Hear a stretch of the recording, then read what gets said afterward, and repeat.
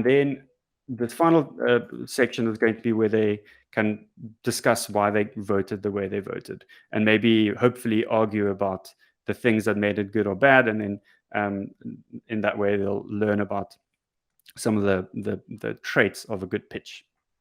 So again, here I'm going to add another activity to the bottom of the flow, and it's going to be a discussion. And I'm going to call this one, why was it good or bad? And I'm going to add some instructions. And then I can use the settings again to change some of the ways that learners can complete this activity. So by default, discussions will be marked as complete when learners post once and when they post one comment. We can change that to all, and we can change how many posts or comments they need to complete before the activity will be marked as complete.